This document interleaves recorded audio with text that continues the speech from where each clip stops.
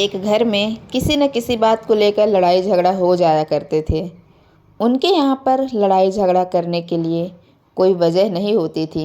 कई बार तो बेवजह भी झगड़े हो जाया करते थे।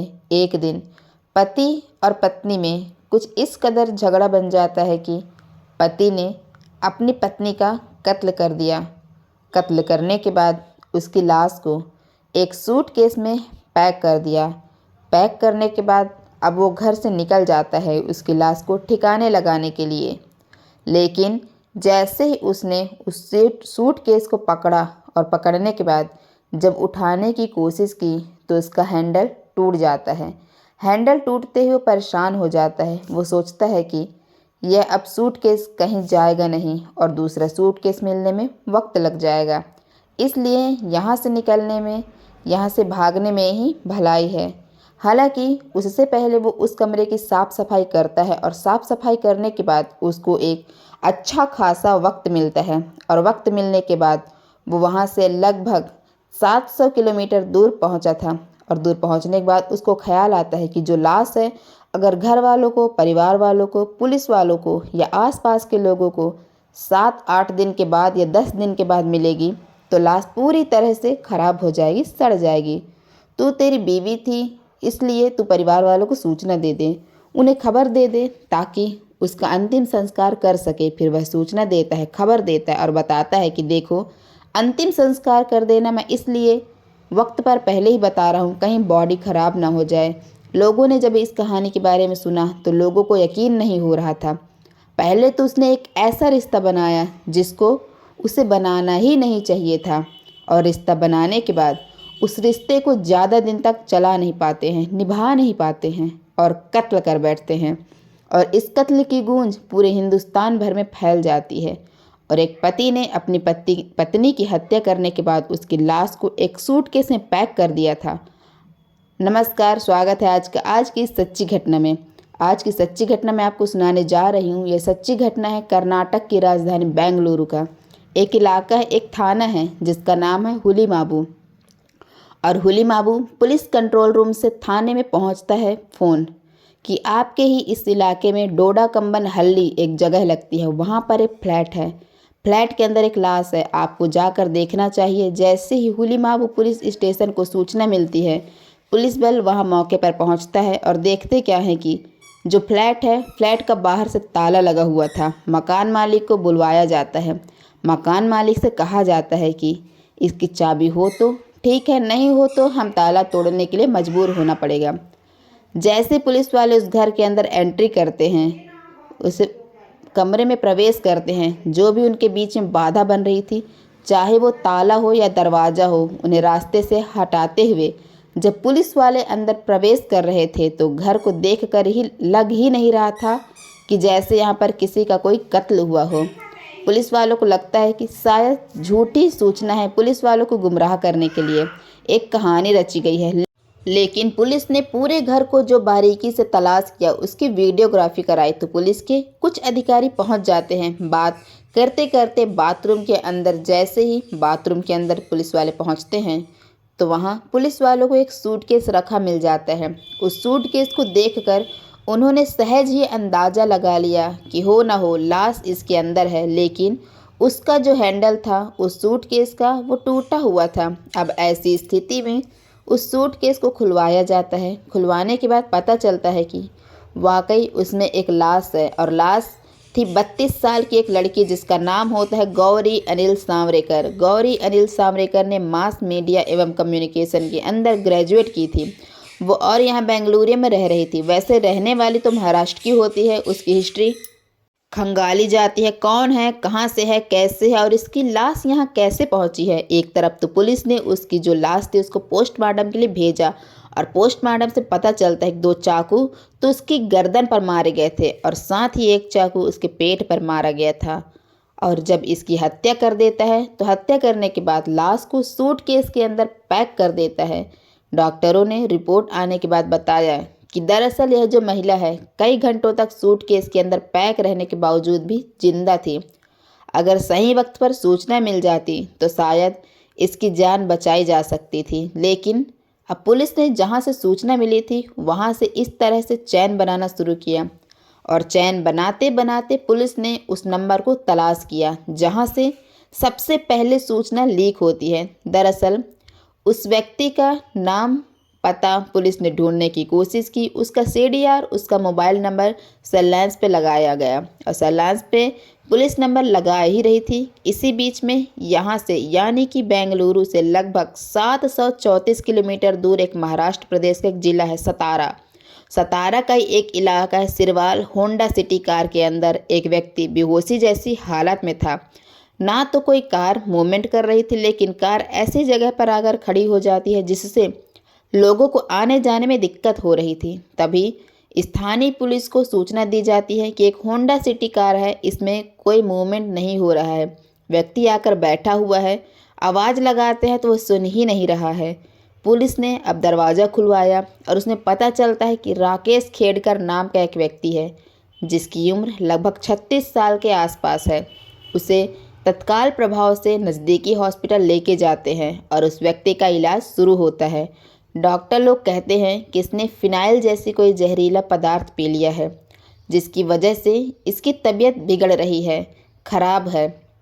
सही वक्त पर आप इसे हॉस्पिटल लेके आ गए हैं, हम जल्दी ही इसे होश में ले आएंगे। अब डॉक्टर लोग अपना काम करना शुरू कर देते हैं। आखिरकार उस लड़के को, जिसका नाम राकेश खेड़कर होता है, 36 साल का व्यक्ति होता है, उसे होश आ जाता है और होश आने के बाद पता चलता है दरअसल इधर तो यह राकेश खेड़कर, उधर गौरी का पोस्टमार्टम चल रहा था और इसका एक हॉस्पिटल के अंदर इलाज चल रहा था। होश आता है तो उससे पूछा जाता है कि पूरी कहानी क्या है, शुरू से बताने की कोशिश करो। जब उसने शुरू से कहानी पूछी जाती है तो बताता है कि कई साल पुरानी बात है। गौरी अनिल सांवरेकर उसकी बुआ की सगी बेटी होती है और बुआ की बेटी उसके घर पढ़ने के लिए आती है, यानी कि वो अपने मामा के घर पढ़ने आती है। मामा का एक बेटा होता है जिसका नाम राकेश खेड़कर होता है।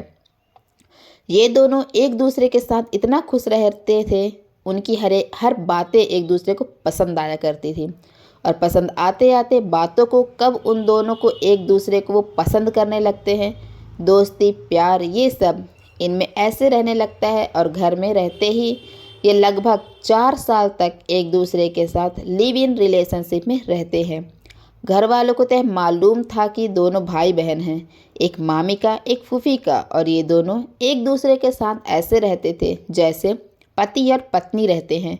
हालांकि घर वाले, परिवार वालों को इस रिश्ते के बारे में कोई जानकारी नहीं थी और 4 साल जब बीत जाते हैं तो अब से 2 साल पहले इनके साल 2023 में ये दोनों शादी करने का फैसला लेते हैं और जैसे ही शादी करने का फैसला लेते हैं तो लड़की के परिवार वालों को इस बात का जब पता चलता है तो लड़के के परिवार वालों ने इस बात का विरोध किया। उन्होंने कहा कि वो तुम्हारा भाई है, तुम अपने भाई से शादी करोगी तो यह सही नहीं होगा। लेकिन जब लगातार दबाव बनाया जाता है दोनों की तरफ से तो आखिरकार घर वाले टूट जाते हैं। हालांकि घर वालों का कोई इसमें ज़्यादा इन्वॉल्वमेंट नहीं होता है, लेकिन दोनों जब शादी कर ही लेते हैं, शादी के बाद आखिरकार इस लड़की को, पहले तो वो घर में पढ़ाई के हिसाब से आई थी और बाद में वही लड़की इस घर के अंदर अपना ऐसे रहती है जैसे बहू की तरह, क्योंकि वो शादीशुदा हो ही जाती है। कुछ वक्त बीता ही था कि अनिल के माता और पिता इस लड़की यानी कि गौरी का किसी न किसी बात को लेकर विवाद होने लगता है और इस बात को लेकर जब विवाद होता था तो अब यह राकेश इस अपनी पत्नी गौरी को समझाने की लगातार कोशिश करता था, लेकिन उसके समझ में नहीं आती थी। अब से लगभग 2 महीने पहले बात है, यह मार्च का महीना चल रहा था, मार्च का अंतिम महीना, यह जनवरी के अंत की बात है। इन दोनों ने फैसला लिया कि महाराष्ट्र को छोड़कर बेंगलुरु में चलते हैं, क्योंकि इसे वर्क फ्रॉम होम एक ऐसी नौकरी मिल जाती है। यह प्रोजेक्ट मैनेजर का काम करता है। लड़की ने पत्रकारिता का कोर्स कर रखा था, वो भी नौकरी की तलाश में थी।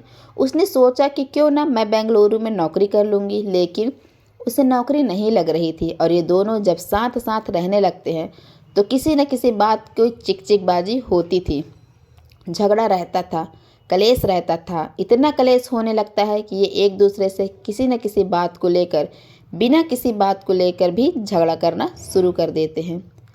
आखिरकार 26 मार्च 2025 की वो रात आती है। चावल बनाए थे खाने में और एक सब्जी बनाई थी। खाना खाने के बाद अचानक इन दोनों के बीच में एक विवाद शुरू हो जाता है। कहासुनी शुरू हो जाती है। जो गौरी होती है वो आरोप लगा रही थी, तुमने तो अपना काम करते हो और मैं पूरा पूरा दिन घर के अंदर बैठी रहती हूँ। मेरी नौकरी नहीं लग रही है यार, मैं इतना परेशान हूँ बहुत ज़्यादा। इसी बात को देखते हुए जब कहासुनी उन्हें ज़्यादा हो रही थी तो इस लड़के ने, राकेश खेडकर ने, अपनी पत्नी गौरी को एक जमा के थप्पड़ मार दिया। थप्पड़ का लगना था कि उसे गुस्सा आता है। उसकी पत्नी को वह चाकू उठाती है और फेंक के उसकी तरफ, राकेश की तरफ वो जैसे ही मारती है तो राकेश उससे चोटिल हो जाता है। हालांकि कोई बहुत गहरा जख्म नहीं था, बहुत गहरी चोट नहीं थी, लेकिन राकेश को यह बात बहुत ज़्यादा अखरती है, खराब लगती है। उसने उसी चाकू को इतनी ज़ोर से उसके पेट में मारा, उसके बाद निकाल के 2 बार गर्दन पे मारा और गर्दन पे लगते ही वो बेहोश होकर गिर जाती है। जिस जगह पे झगड़ा था वो कमरा था और कमरे में झगड़ा होने की वजह से वहाँ वो चोटिल हो जाती है। उसको बहुत ज़्यादा गहरे जख्म हो जाते हैं, ब्लड बहने लगता है। कुछ देर बाद उसकी लाश को वो सूटकेस के अंदर पैक कर देता है और सूटकेस के अंदर पैक करते ही लाश को बाथरूम में लेकर चला जाता है। पूरे घर की साफ़ सफाई करता है। साफ़ सफाई करने के बाद अपनी ही पत्नी के पास जो बाथरूम में उसकी लाश रखी हुई है उसके पास बैठकर बहुत सारी बातें करता है। कहता है कि तुम अगर शोर न मचाती, तुम अगर मुझे परेशान ना करती, तुमने अगर मुझे इतना दुखी ना किया होता, परिवार से दूर ना किया होता, तो शायद तुम यह दिन ना देखती। कम से कम घंटों तक अपनी पत्नी के पास बैठकर ऐसी ही बातचीत कर रहा था और रात में जब मौका मिलता है 26 की ही रात को यहाँ से निकल जाता है। लगभग 734 किलोमीटर दूर जब सफ़र तय कर लिया जाता है, इसी बीच में उसका नंबर बंद होता है और पुणे से लगभग अभी 50 किलोमीटर पहले ही था। सितारा एक जगह लगती है, वहाँ वे एक रास्ते में रुकता है। रुकने के बाद मेडिकल स्टोर पे जाता है और कहता है कि फ़िनाइल दे दीजिए, घर में बहुत सारा कॉकरोच हो रहे हैं, साफ़ सफाई करनी है। और उसी फ़िनाइल को पीकर सड़क के बीचों बीच जाकर अपनी गाड़ी को खड़ी कर लेता है। कुछ लोग स्थानीय पुलिस को सूचना दे देते हैं।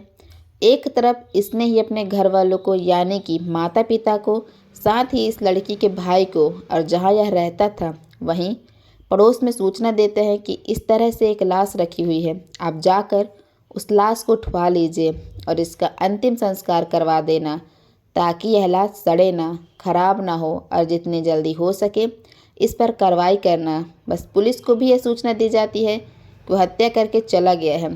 पुलिस CDR की मदद से इसको ढूंढती है और जब मिलता है तो यह हॉस्पिटल पहुंचता है। हॉस्पिटल में ही इसने पूरी कहानी सुनाई थी।